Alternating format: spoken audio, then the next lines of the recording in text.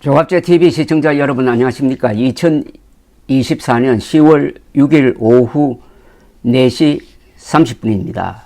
이주호 교육부 장관이 요사이 의료대란이 드디어 의과대학 교육대란으로 옮겨간 상황에 대해서 긴급 대책이라는 것을 내어놓았는데, 여기 보면은 좀 웃기는 내용들이 한두 가지가 아닙니다. 이 문제에 대해서 가장 먼저 반론을 내어놓은 분은 이 의대생 소송을 맡고 있는 이병철 변호사입니다. 이병철 변호사의 긴급 성명서를 소개를 해드리겠습니다. 이주호 교육부 장관 겸 사회부 총리는 오늘 의과대학 정상화를 위한 비상대책을 발표했다. 그 내용은 한마디로 이주호 장관의 정신상태를 의심케 한다.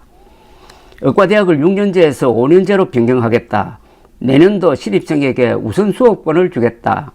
올해 의대생들의 휴학 신청에 대해서는 내년에 반드시 복학하며 동맹휴학이 아니라 개별 휴학이라는 조건하에 조건부로 승인한다. 내년에 복학하지 않으면 유급 제적한다. 라고 이주호 장관이 설명했다는 겁니다. 따옴표를 각각 붙였습니다. 여기서 의과대학을 6년제에서 5년제로 변경하겠다 또는 변경을 검토하고 있다라고 발표를 했습니다. 이병철 변호사는 의과대학을 6년제에서 5년제로 바꾸려면은 고등교육법과 시행령을 개정해야 한다. 법률 개정은 국회에서 민주당이 동의할 리 만무하고 시행령을 개정하면은 소위 시행령 독재가 될 것이다. 미국 등 의료 선진국들은 5년제 한국 의사들을 인정하지 않을 것이다. 의평원 시행령을 개정해서 돌팔이 의사를 만들겠다는 것과 마찬가지로 한국의 선진 의료는 세계적인 웃음거리로 전락할 것이다. 북한도 의대는 6년제다. 북한은 6년제고 세계 거의 모든 나라가 6년제인데 한국만 5년제로 교육을 하겠다? 왜냐?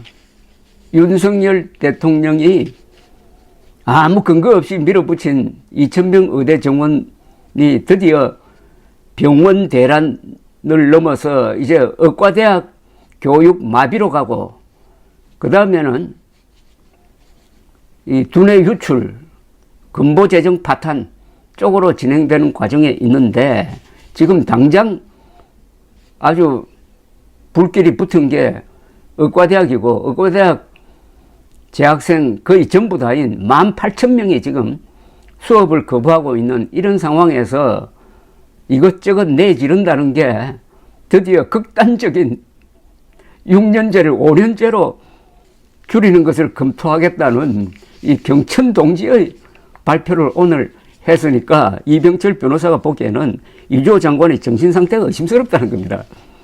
그런데 북한도 의대는 6년제다. 이 말이 참 배부를 찌릅니다.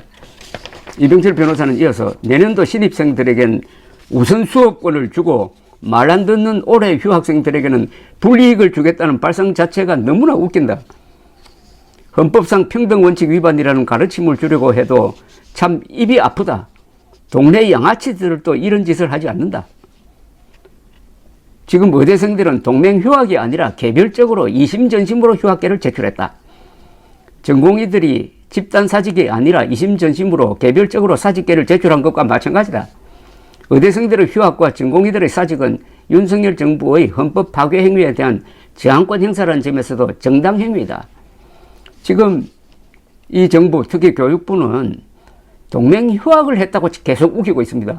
동맹휴학은 어떤 지도부가 있어가지고 내부적 토론을 거친 다음에 동맹휴학하자 하는 결의가 있어야 될 것 아닙니까? 그런 결의가 없고 각각 알아서 개별적으로 휴학계를 낸 겁니다. 이거를 이 윤석열 정부는 동맹휴학이라는 프레임을 하나 만들어가지고 동맹휴학하면 안 된다. 그래서 휴학 승인 못하겠다 이렇게 나오는 건데, 이병철 변호사는 따라서 동맹휴학이 아니어야 한다는 조건은 그 자체가 반헌법적이고 불법적 조건이다. 대법원은 불법적인 조건을 붙인 행정행위는 무효라고 판시하고 있다. 그러니까 아니 동맹휴학을 해도 그건 휴학은 받아줘야 됩니다. 왜냐하면 휴학은 개인의 직업 선택의 자유에 속하니까 어떤 외부 세력도 이걸 간섭할 수가 없습니다. 각 대학의 학칙에 따라서 하면 됩니다. 학칙에 따라서. 그런데 동맹휴학도 아닌 걸 동맹휴학이라고 하고, 그러니까 휴학 신청을 받아주지 못하겠다라고 하니까, 그게 동맹휴학이든 개인적인 휴학이든 그것은 한 인간의 존엄성이나 양심, 직업 선택의 자유와 관계되는 건데, 이걸 정부가 나서가지고 동맹휴학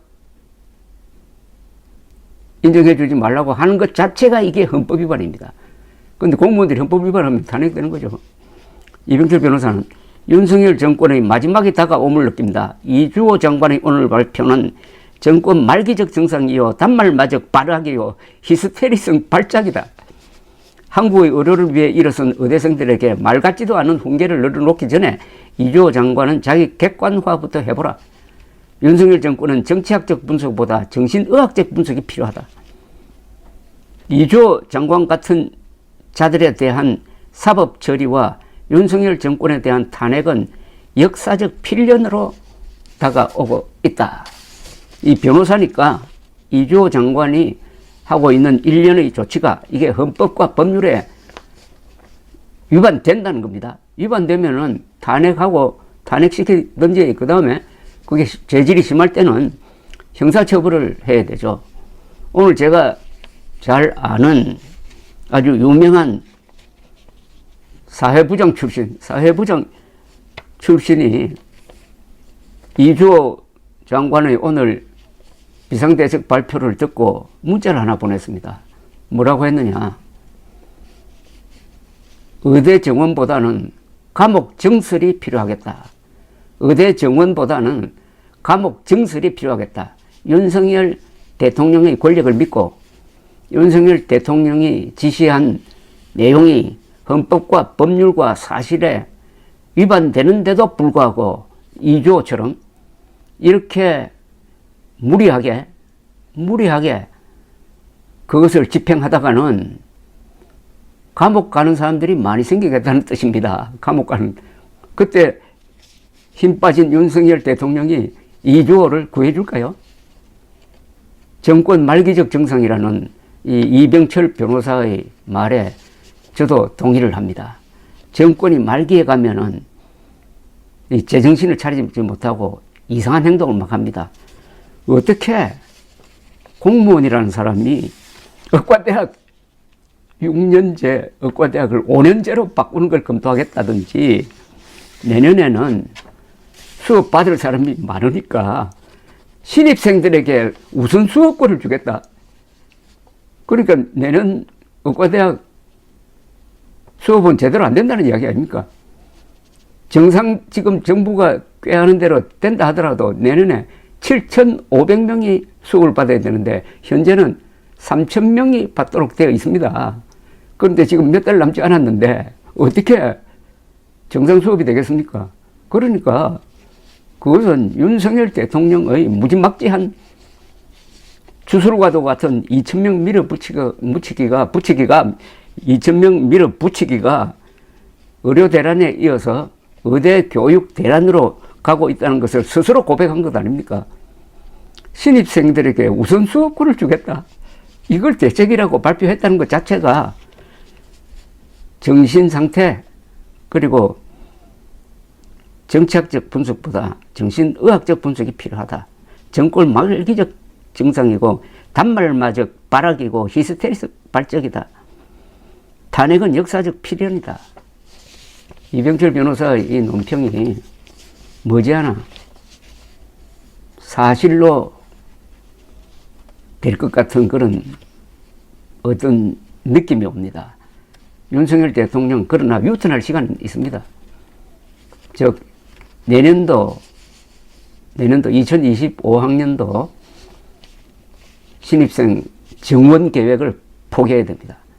포기하고 2026년부터 의과대학 정원 문제에 대해서는 다시 논의하겠다. 말하면 백지화를 해야 됩니다. 이것밖에 없습니다. 백지화하면 한 5,000명 정도가 불편할 거예요. 그러나 그게 불편하다고 밀어붙이다가는 바로 이런 뒤죽박죽되는 대책이란 게 나오면서 결국은 대한민국 의료가 총붕괴로 갑니다. 그럼 5천만 명이 위험하죠. 5천 명의 불평과 5천만 명의 인명 피해 또는 불안을 중에 하나를 선택을 해야 됩니다. 하나를 선택을 해야 돼요. 어느 걸 선택을 하겠습니까? 5천 명이 불안한 문제는 잘못을 저지른 윤석열 정부가 해결하면 되고, 무슨 5천만 명의 건강과 생명이 안전한 방향의 선택을 윤석열 대통령이 내려야 될 텐데, 그걸 내리지 않는다면은 국민들이 일어나서 그동안에 헌법 위반, 법률 위반을 정리를 해가지고 국민들이 탄핵 운동을 하든지 하야하라고 뭐 시위를 하든지 하는 수밖에 없죠. 윤석열 대통령의 앞날에는 탄핵당할 거냐, 아니면 스스로 하야할 거냐, 아니면은 완전히 식물화 될 거냐, 아니면은 결단을 해서 유턴해가지고 재기할 거냐, 이 네 개의 선택지가 있습니다. 감사합니다.